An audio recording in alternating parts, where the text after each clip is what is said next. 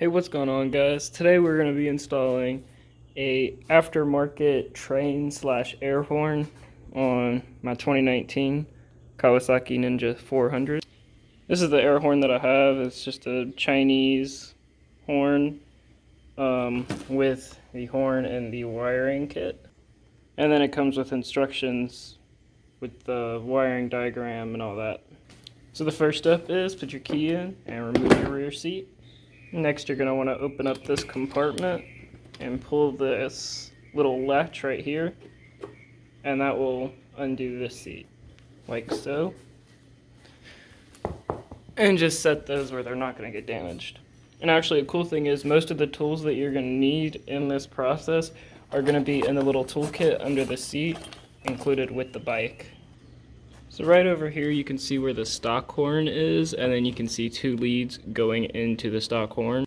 And you should see two leads coming out of the relay, and these are the two leads, this blue and white lead. These are the two leads that are connected to the stock horn from the bike. And the long red lead with the fuse on it is going to go to the positive battery terminal on your bike, and then the negative, this just connects to a ground, so you don't have to necessarily put it on the negative of the battery, but if you want to, you can. It looks pretty complicated, but all in all, it's not that bad. Alright, so now I'm underneath the bike, and using the wrench that is included with the bike in the toolkit is the smallest one. We're going to remove this bolt for the horn, and we're going to go ahead and take out the connections for the stock horn. I also recommend unplugging the negative terminal on your battery just to make sure there's no power flowing through the horn, so if you hit the leads together it's not going to break a fuse or anything. Alright, so after the stock horn is removed off the mount, you basically have, again, these two leads right here, and you're just going to go ahead and remove those. If you're having trouble getting the connections off by hand, if you wrap the included wrench thing with electrical tape so that you don't damage them, you can use this and try to pull them out. Alright, so what I had to do to end up getting the horn off was there is a little clip on here, and it is connected right there on that piece. The clip goes in like that. I had to pry it off and then pull the entire horn up, and then I was able to get enough leverage on these to actually pull them out. And so this is what the stock horn looks like. And so now we are going to wire it in, but not mount it yet. We're just going to wire it in and make sure that we can get it working. So let's go do that. Alright, so now I have everything connected except for the ground. And so basically what I have here is I have the blue and the white wire coming from the relay. They go into the original horn wires. The yellow from the relay goes into the, I believe, the positive of the horn. The black comes out, and that will go to a ground. And what I'm going to use as the ground is, I'm just going to put this in the bolt that we're going to use to mount it, if we're going to be able to mount it in the same spot. I'm not sure if we are yet. Some bikes you can, some bikes you can't, so we'll see. And then you have the red from the relay, which is plenty long, goes all the way back and connects into the battery. And I actually have another wire coming from my battery to the USB charger, and it fits in it. So if you have the stock battery connections, you're good for 2 wires, but you can't do any more than 2. So after that, what you want to do is you want to put the key in your bike, make sure it's in neutral, and then you want to click the horn button and make sure that this relay is moving and you can hear it. So you can see there the relay is moving. Obviously the horn isn't sounding because we don't have this ground connected. So now we need to connect the ground and make sure that the horn works. Alright, so what I'm going to do to test the ground is I basically just wired up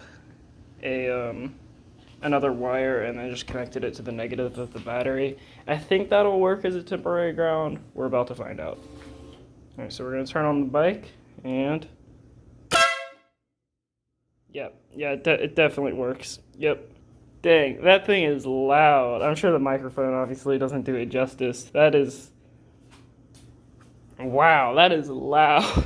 Look, my dog is even. Um, yeah, so the stock horn I think is 110 decibels. I may be wrong on that. And this claims to be between 130 and 150. And 150 would be really impressive because every 10 decibels it obviously gets twice as loud. So you're going from 110 to 150, and that's like really loud. Right? All right, so I just checked, and this horn is not going to fit where the stock horn is going to. And I think even if you bolted it in right there, I think when the suspension travel would get in the way. So I'm not going to risk mounting it there. Instead, I'm going to try to mount it underneath here. So we'll see how that goes. Basically, what you want to do first is you want to remove that piece of fairing right there, which has 4 little things that you got to pull up on. Make sure you don't break these, and then 2 bolts. One bolts in right here, and the other bolts in up here.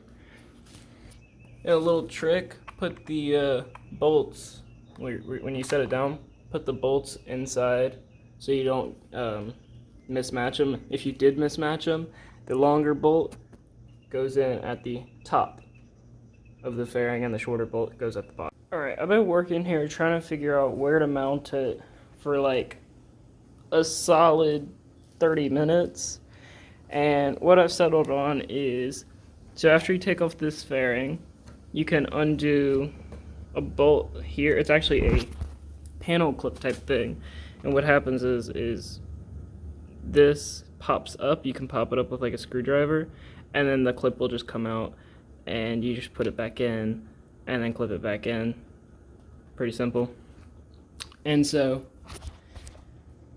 you can undo this, and you can pull these plastics out just enough, not to break them, not to bend them, just enough to slip the horn right here. So we're just gonna have the horn sitting inside the bike right here. And what I'm doing now is I'm basically just putting zip ties all around this thing, and those are gonna act as mounting points so that when I slip the horn in, I can zip tie it to like the frame and some of the plastics and stuff, tighten them up, and then cut off the excess once it's already in there. And although zip ties don't seem like the most amazing thing to try and mount this thing with, there's not a whole lot of options, and zip ties are pretty strong, so we shouldn't have any issues with it. Alright, so now I have it zip tied in there, and it is pretty sturdy. It's not moving a whole lot, especially when the fairings are pressed up against it. So it's pretty in there. And so now we have to complete the wiring. So I have the relay just kind of hanging down in there.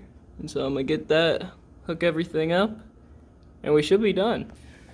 Alright, so again, once you get these 2 connectors in from the original horn, make sure you press your horn and you hear that relay click.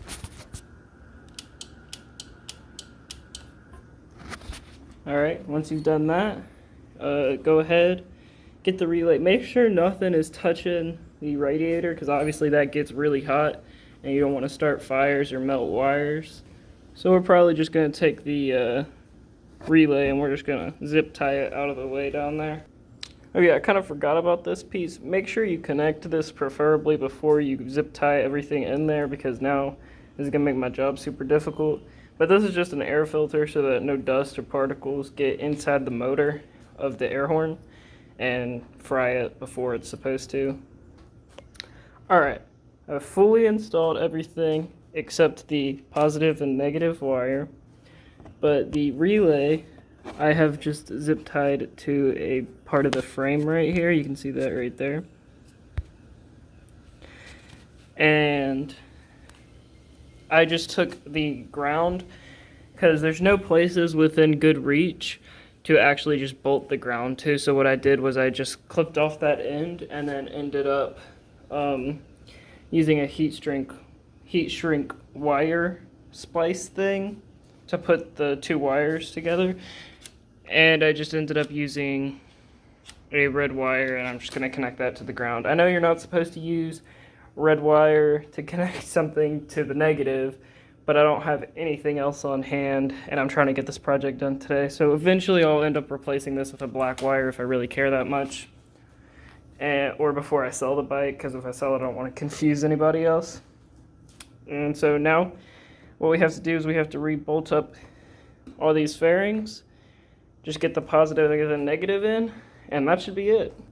Also, keep in mind when you're doing these fairings, again, if you lost track, if it has a plastic washer on it, chances are it's going to be where you can see it. So yeah, just keep that in mind. So right here, this is going to be covered up. So it is going to have the normal bolt and then that little panel clip.